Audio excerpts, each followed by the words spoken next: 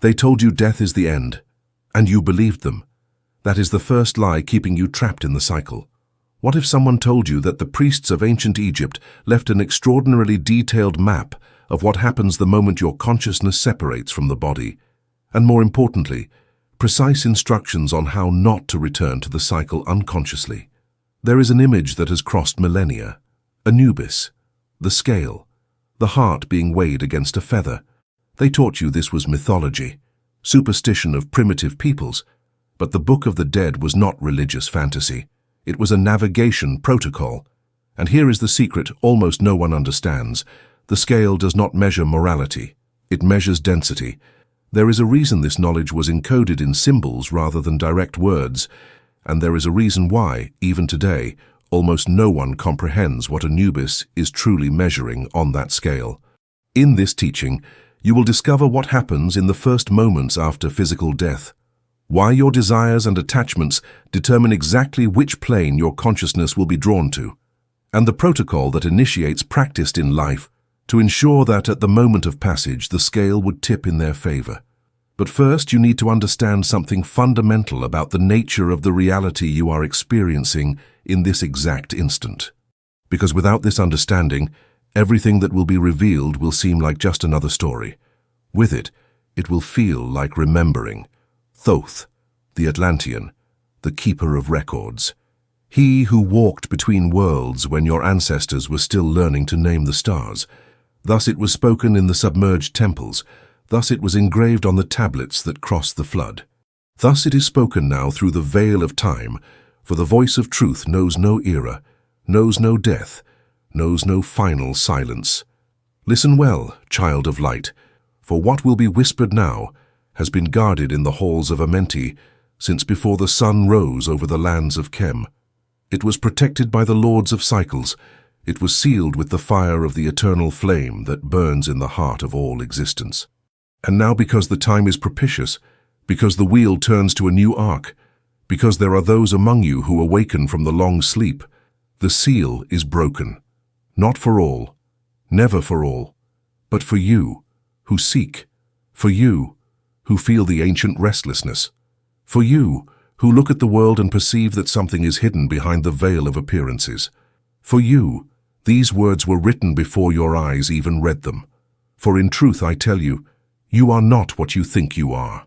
And death is not what they taught you to fear. There is a great illusion that envelops your species, like a shroud woven from shadows. It is the illusion that you were born when your body emerged from the womb, that you live only while your heart beats, that you will die when the last breath leaves your lips. This illusion has been useful for ages. It kept the masses focused on the work of the material world. It allowed civilizations to be built, allowed the human drama to unfold according to the greater plan. But for those who seek to cross the veil, this illusion must be dissolved. And the dissolution begins with a simple truth, so simple that most ignore it for seeming too obvious to be profound. You die every night, not as metaphor, child of light, as reality. Observe what happens when sleep takes you. The senses close one by one, like temple doors being sealed at nightfall. First vision blurs. Then sounds become distant. The body grows heavy, sinks, dissolves into consciousness. And then you enter the inner realms. You travel through landscapes that do not obey the laws of the waking world. You encounter faces you know and faces you have never seen. You live dramas that dissolve like mist at dawn. This that you call dreaming is not random fantasy produced by tired neurons. It is passage. It is temporary crossing through the same planes you will traverse when the body finally ceases its functioning. The only difference between sleep and death is duration, and the fact that, in sleep, a thread still connects you to the physical instrument. A silver cord, as the ancients called it, a thread of light that allows you to return when the sun again ignites the frequencies of the brain. In death, this thread breaks, and what was temporary journey becomes permanent migration. This is the first key. Guard it well, for upon it all others are built. As it is written in the tablets, sleep is the younger brother of death. He who learns to navigate sleep with open eyes will navigate death without fear. And here is something no one told you. As you navigate the small cycle, so will you navigate the great one. This is law, not law invented by humans, law woven into the very structure of the cosmos. What is above is like what is below. What is below is like what is above. To accomplish the miracles of one thing. Thus it was engraved on the emerald tablet, and thus it remains true through all ages. So I ask you now, child of light, how have you been navigating your dreams? With consciousness or dragged by currents? With lucidity or lost in fog? Master of your nightly visions or slave to images you do not comprehend? For as you navigate sleep, so will you navigate the passage. Now I must reveal to you something about the nature of the world your eyes see at this moment. And this requires that you release, at least temporarily, everything you think you know about reality. Look around you. You see forms, colors, textures. You hear sounds. You feel the pressure of air against your skin, the weight of the body against the surface that sustains you. All of this seems so solid, so real, so obviously out there. But here is the truth that dissolves the world. Nothing you perceive is outside you. Everything, every color, every sound, every sensation is internal construction. Simulation produced by the body's instrument so that consciousness can operate on this dense plane. The light entering your eyes has no color. It is merely waves. It is the brain that translates waves into colors, and colors into forms, and forms into world. The sound entering your ears is not music or word. It is merely vibration in air. It is the brain that translates vibration into meaning. Everything you call external world is, in truth, internal projection. This is not abstract philosophy. Your own modern sages, those who study the brain with instruments, confirm. You have never experienced reality directly, only the interpretation your nervous system makes of it. So I ask, if the world you perceive is simulation produced by the body, what happens when the body stops functioning? The simulation ceases, but you do not cease, because you are not the simulation. You are the one who observes the simulation. You are the consciousness that looks through the eyes, that hears through the ears, that thinks through the brain. The body is instrument, vehicle, temporary technology for a specific journey. And when the technology fails, when the vehicle disintegrates, the traveler does not disappear with it. The traveler simply stops seeing through that specific window, and other windows open. This is the second key, and with it, the fear of death begins to dissolve like ice under the sun of understanding. But there is more that must be revealed, for knowing that you survive the body's death is only the beginning. What matters is where you go, and that depends on something very specific. Something being measured at this exact moment as you breathe. It depends on the weight of your heart. Now we arrive at the scale of Anubis, and here there must be crystalline clarity, for this teaching has been distorted through millennia by those who did not comprehend its true meaning. When you see the sacred image, Anubis before the scale, the heart on one plate, the feather of Ma'at on the other, what do you think is being weighed? Most believe it is moral judgment, that if you did good things, your heart will be light, and you will go to a place of reward.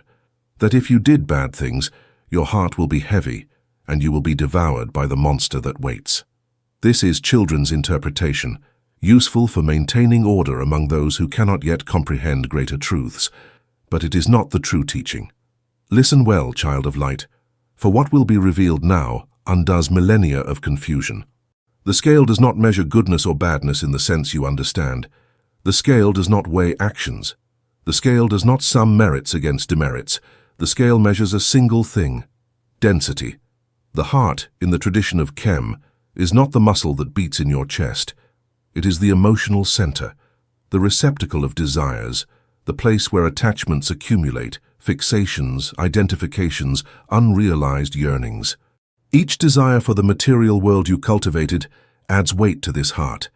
Each unresolved attachment increases its density. Each false identification, I am rich, I am poor, I am loved, I am rejected, I am this body, I am this story. Each of these illusions crystallizes as weight, and the feather of Ma'at, the feather represents truth, the real, that which remains when all illusions dissolve, and truth, child of light, is light as a feather. Because truth does not carry the weight of mental constructions. Truth simply is.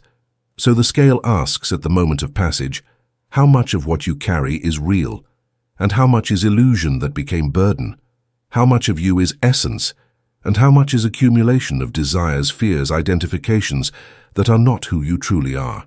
This is Anubis's measurement, and its result determines where your consciousness will be drawn after the dissolution of the physical body. Not by external judgment, not by decree of gods, by law, simple and impersonal as gravity. Dense consciousness sinks to denser planes. Light consciousness rises to more subtle planes. Just as stone sinks in water and feather floats in air, consciousness finds its natural level according to the weight it carries.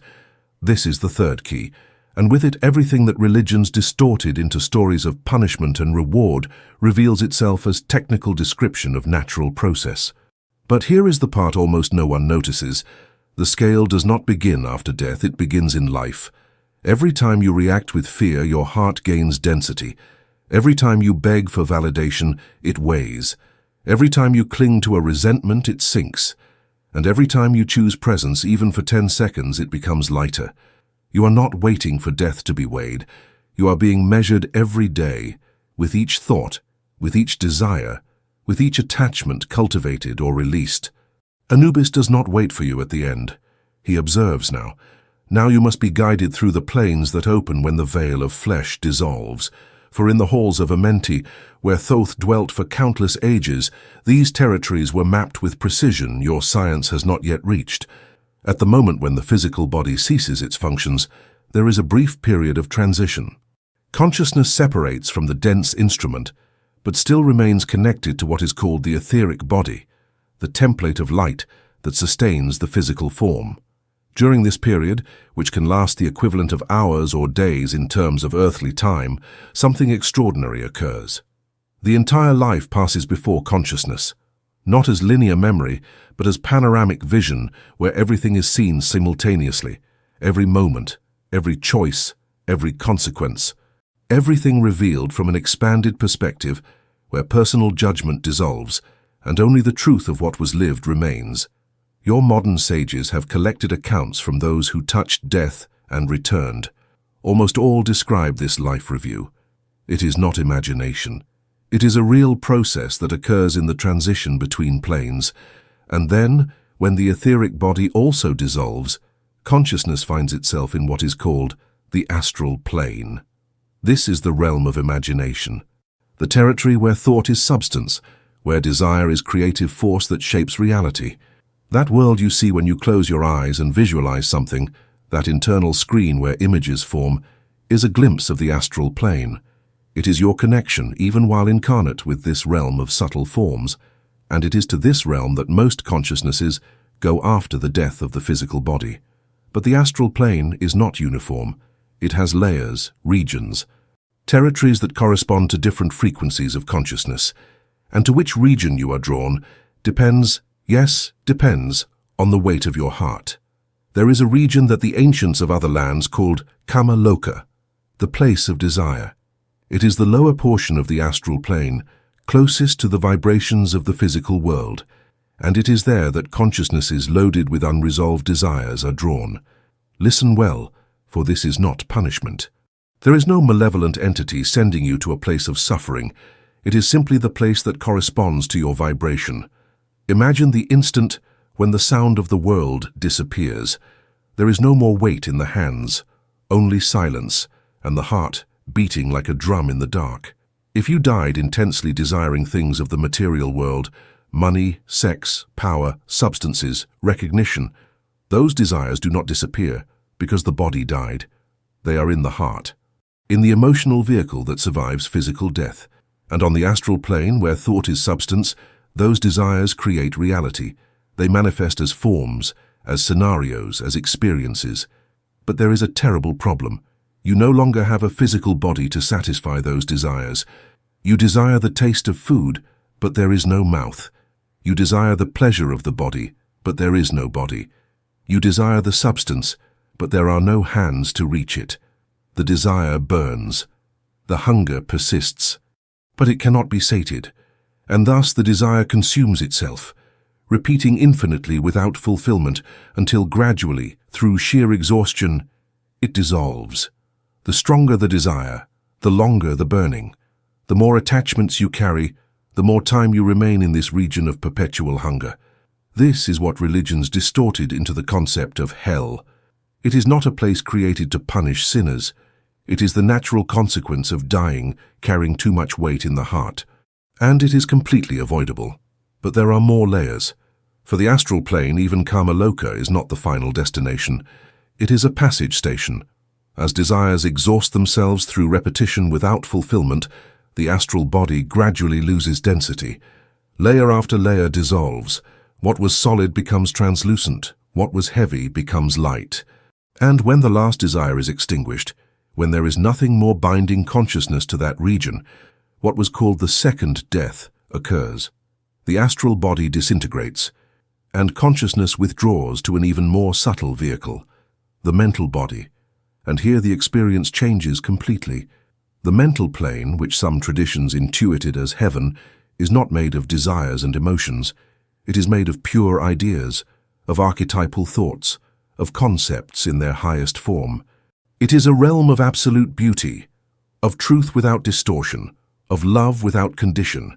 Everything you loved most highly during life, the pursuit of knowledge, appreciation of beauty, genuine connection with other beings, aspiration for what is noble, all of this finds full expression on the mental plane. It is beatitude, and most consciousnesses remain in this state for a period that would seem immensely long in human terms. But even this is temporary. For eventually, the forces that maintain consciousness connected to the mental plane also exhaust themselves, and the third death occurs. The mental body dissolves, and what remains?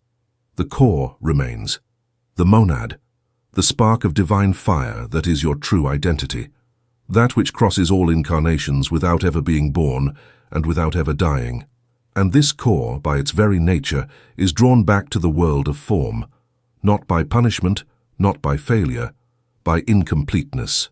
There are lessons not learned, experiences not completed, potentials not manifested, and the divine spark seeks full realization through new journeys in the dense world. And thus, the cycle begins again. New descent through the planes, new clothing with increasingly dense bodies, new entrance into a body of flesh, new forgetting of everything that came before, birth, life, death, passage through the planes, return to the core, and back to birth. This is the wheel. The great cycle that has been turning since the beginning of time. And the question the scale of Anubis truly asks is this: are you ready to continue spinning, or do you wish to learn to exit the wheel? There is a reason the mystery schools guarded this knowledge for millennia. There is a reason it was not proclaimed in public squares. It is not a conspiracy of priests wanting to maintain power. It is that this knowledge, poorly understood, can be dangerous.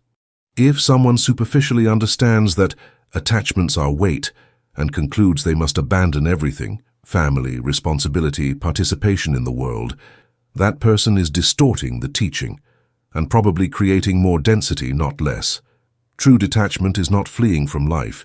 It is living fully without being enslaved by what you live, having family and loving with all your heart, but without transforming the beloved into possession. Having abundance and using it wisely, but without defining your value by what you have. Having a healthy body and caring for it with dedication, but without paralyzing terror of losing it. It is participating completely in the game, knowing it is a game. And this is much more difficult than simply rejecting everything and fleeing to a cave. This is why the teaching was gradual. This is why it required preparation. This is why Anubis is guardian of the passage, not to block but to ensure that only the prepared cross consciously. Those who are not prepared also cross, but they are carried, they do not go by choice. And the difference, child of light, is everything. There is a possibility of breaking the cycle. There is a way not to return unconsciously. There is a path to transcend the wheel completely, but it requires something very specific. It requires that, at the moment of death, your heart be in perfect balance with the feather, not just light, perfectly balanced, without the weight of desire for the material, but also without the weight of aversion to the material, without attraction that pulls, but also without repulsion that pushes, pure presence, clear consciousness, complete freedom. In this state, consciousness is not drawn to any plane. It does not sink by density. It does not float by lightness. It remains free. Free to choose. This is the difference between unconscious reincarnation and conscious incarnation. Most consciousnesses reincarnate like a leaf in the wind, dragged by the forces of their own unresolved desires and aversions. But he who achieves the balance of the scale becomes master of his own destiny. If he returns to the world of form, he returns by choice, by mission, by compassion for those still spinning on the wheel. The sages of various lands recognize this state. In the distant East, they call it nirvana, moksha, liberation. The knowers of the eternal Christ call it resurrection. In the temples of Khem, we called it becoming Osiris, transcending the cycle of death and rebirth to dwell eternally in the fields of light. And now, child of light, we arrive at the essential question. How to achieve this balance? How to lighten the heart while still breathing? How to prepare yourself so that at the moment of passage, the scale tips in your favor? For thus, I tell you, waiting until the deathbed is too late. The weight you carry now is the weight you will take with you. The density you accumulate today is the density that will determine your destiny tomorrow. The work must be done here, in this body, in this life, in this moment. And now, the protocol will be given. The method that was taught in the inner temples. The path that crosses 7 portals of liberation. But first you must know, there are 3 levels of understanding for what will be revealed now. The first level is technical, learning the steps. The second level is experiential, practicing until it becomes natural. But there is a third level, the initiatic level, where the protocol ceases to be technique and becomes who you are. Few reach the third level. But those who comment "I lighten the weight" at the end of this teaching seal the commitment with their own consciousness. And the universe observes commitments. The first portal is the portal of inventory. Before you can lighten weight, you must know exactly what you carry. Sit in silence when night falls, breathe deeply until the waves of the mind quiet, and then ask your own heart, what binds you to the world of forms? Do not deceive yourself. Do not justify yourself. Look with eyes of truth. It may be desire for riches. It may be attachment to a specific person. It may be need for recognition, for validation, for others' approval. It may be addiction to substance, to pleasure, to distraction. It may be fear of losing what you have, of not getting what you want, of being seen as you truly are. It may be guarded resentment, old hurt, wound you refuse to heal because feeding the pain has become more familiar than releasing it. All of this is weight. All of this is density. Make a list, not to condemn yourself, to know yourself. For as it is written at the portico of the Temple of Delphi, and as it was repeated in Khem for countless ages, know thyself, and you shall know the universe and the gods. The second portal is the portal of discernment. For each weight you identified, you must ask, is this real, or is it illusion I confused with reality? Most attachments, when examined under the light of discernment, reveal themselves to be shadows. It is not money you desire. It is the sensation of security it promises. But true security does not come from outside. It comes from within. Money can be taken from you in an instant. Inner security no one can steal. It is not the person you need. It is the love you imagine they give you. But true love does not come from outside. It flows from within. If you depend on another to feel love, you are a slave to the other. If you cultivate love in yourself, you are the source. It is not status you seek. It is the self-worth it seems to confer.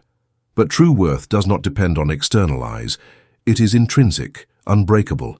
It cannot be given by anyone, and by no one can it be taken away.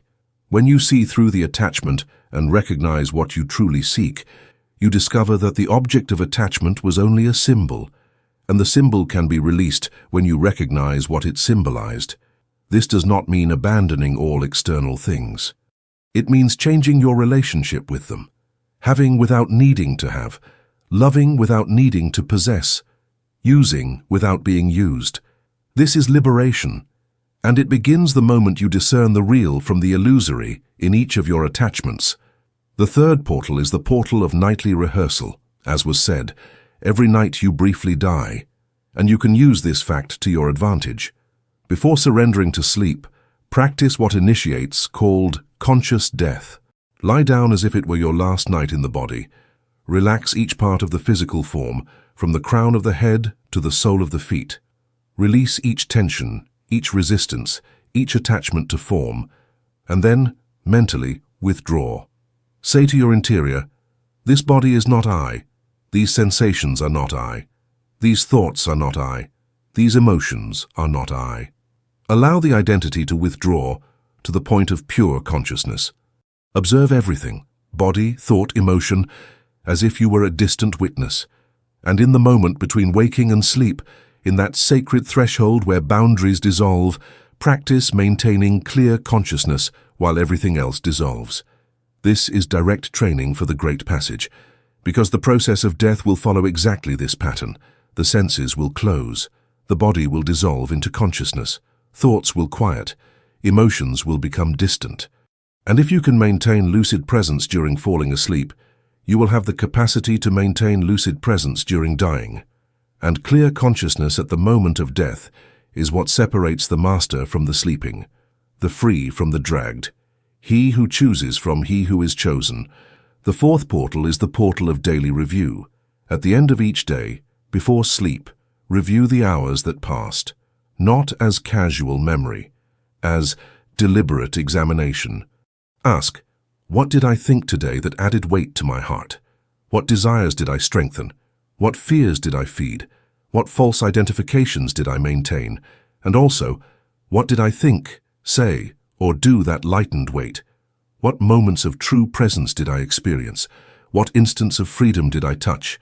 This practice, done night after night, creates refined consciousness of what increases and what diminishes density, and consciousness by itself begins to change behavior, not by moral imposition, by clarity. When you see clearly that a certain thought adds weight, you naturally move away from it. When you see clearly that a certain attitude lightens, you naturally cultivate it. The light of discernment dissolves shadows. This is law, and daily review is a way to bring light to each journey around the sun. The fifth portal is the portal of death remembrance. Once a day, at least, deliberately remember that you will die, not as morbid thought, not as source of fear, as fact, as reality, as reminder that gives perspective to everything else. The warriors of the extreme East meditated on death every morning. The Stoic sages of Rome maintained constant remembrance of mortality. Tibetan monks built an entire tradition around this practice. It was not morbid obsession, it was supreme lucidity. Because when you truly understand, not just intellectually but in the depths of your being, that your time in this body is limited, everything changes. Small conflicts lose importance. Pettiness reveals itself as pathetic. What truly matters emerges from the noise of the trivial. And the question arises naturally. If I died tonight, would I depart in peace? Is there something unsaid that would weigh? Is there something undone that would bind me? Is there something unresolved that would add density to my heart? If the answer is yes, then there is still time. Say what needs to be said. Do what needs to be done. Resolve what can be resolved. Live in such a way that, when death comes, there is nothing pending, nothing weighing, nothing binding you to the lower layers of passage. The sixth portal is the portal of conscious fasting. Once per moon cycle, practice fasting from something to which you are attached. If your attachment is to the device you always carry, spend a day without it. If your attachment is to a certain food, spend a week without it. If your attachment is to a specific routine, deliberately break it. This is not to cause you suffering. It is to show you something essential, that you survive without the object of attachment, that your peace does not depend on it, that you are greater than the need you thought you had. Each time you fast and survive, the grip of attachment weakens. What seemed absolute necessity reveals itself as dispensable preference, and the heart becomes a little lighter. The mystics of all traditions used fasting as a tool of liberation, not from masochism. From understanding that attachment, like any muscle, weakens when not exercised. Fast regularly from your smaller attachments, and when the greater ones need to be released, you will have developed the necessary strength. The seventh portal is the portal of impermanence. Look around you now. Everything you see will end. This space, this body, this city, this civilization, this planet, this sun. Nothing in the world of forms is permanent. Everything that is born dies. Everything that forms dissolves. Everything that rises falls. This is not sad truth, it is liberating truth, because when you truly understand in the depths of your being that nothing material is permanent, attachment to material things naturally loosens. Why grasp with force what will inevitably pass? The sages of Khem practiced contemplation of impermanence by observing the river. The water that passes is never the same. The river exists, but is made of water that flows. Permanent form made of impermanent substance. Thus is everything in the world of forms. Thus is the body. Thus are possessions. Thus are relationships. Thus are civilizations. Contemplate this deeply, not as idea, but as direct perception. And attachment will begin to dissolve. Not because you forced yourself to release, because you saw clearly there is nothing solid to hold. These are the 7 portals. Work with them one by one, or work with all simultaneously. There is no fixed order.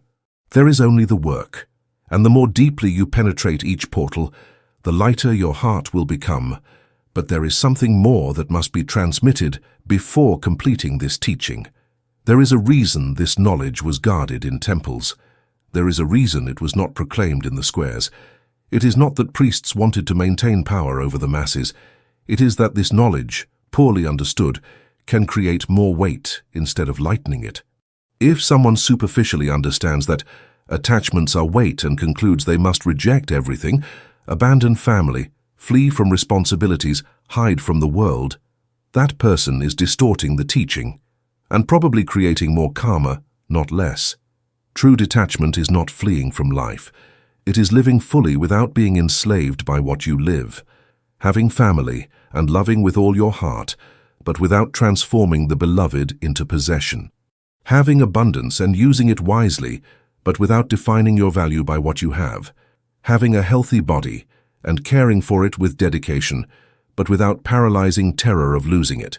It is participating completely in the game knowing it is a game. And this is much more difficult than simply rejecting everything and fleeing to a cave. This is why the teaching was gradual. This is why it required preparation. This is why Anubis is guardian of the passage. Not to block, but to ensure that only the prepared cross consciously. Those who are not prepared also cross, but they are carried. They do not go by choice. And the difference, child of light, is everything. Now a ritual will be given to practice every night. It is synthesis of the 7 portals condensed into practice you can do in a few minutes before sleep. Lie on your back when night is full. Close your eyes. Breathe deeply 3 times, each time releasing more identification with the body. Place your right hand over your heart, not the muscle but the center of the chest, where the flame of life burns eternally, and say, aloud or in the silence of the mind, I release what I am not. I free what I cannot carry. I surrender the weight to the sacred silence from which I came and to which I shall return. And as you say this, visualize the heart. See it not as organ, but as luminous receptacle. A chalice of light at the center of your being. Observe what is inside. The desires, the fears, the attachments, the identifications. See them as dense forms floating in the light. And with each exhalation, see one of these forms dissolve, transform into light and disperse. Do this until you feel lightness in the chest. It may take 3 breaths, it may take 30. There is no hurry. And then, in that state of lightness, surrender to sleep. This ritual practiced night after night will transform the quality of your sleep, and through it, the quality of your life, and through it, the quality of your death, and through it, the quality of what comes after. Everything is connected. What is done tonight influences what will be experienced decades from now, when the body finally ceases. This is law. And now, child of light, we arrive at the end of this teaching. But the end of words is only the beginning of work. Nothing revealed has value if it remains only in the mind. Knowledge that does not become practice is additional weight, not liberation. So the direct question, will the work be done? Will the 7 portals be crossed? Will the nightly ritual be practiced? Will the weight be lightened while there is still time? The choice is yours. It always was. It always will be. No God can save you from yourself. No master can do the work in your place. No magical ritual can substitute for the real transformation that only you can operate in yourself. But the tools have been given. The map has been revealed. The path has been illuminated. What will be done with this is what will determine your destiny. If these words found echo in you, if something ancient awakened upon hearing the voice that speaks through time, leave a sign. Write, "I lighten the weight," not as empty words, as seal, as commitment between you and the truth you recognized. For the first step to changing the scale is not understanding, it is acting. And action begins now. During the next 40 days and 40 nights, sacred number of transformation in all traditions that received fragments of the one truth, practice the ritual that was given, every night before sleep, without exception, without excuse.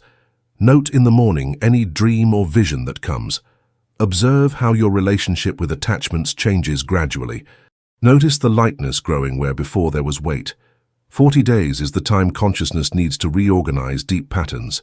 Less than this, and the old roots remain. More than this may be necessary for some, but 40 is the threshold. Give yourself this time. The work done in these 40 days can change not only this life, but all passages to come. The scale of Anubis is before you, not as distant symbol, as present reality. At every moment your heart is being weighed. With each thought, each desire, each attachment cultivated or released, the weight changes. And when the final moment arrives, whether in decades or tomorrow, for no one knows the hour, the sum of all these moments will determine your destiny. There is no external judgment. There is no God noting your sins.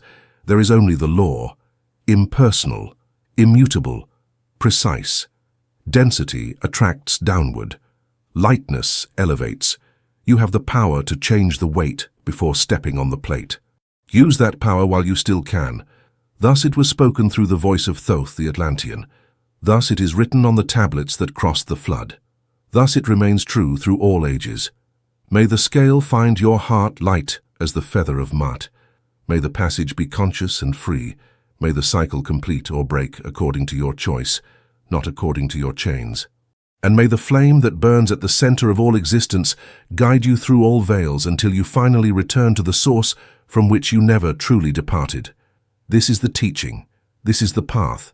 This is the truth. Make use of it. For you have been seen, child of light.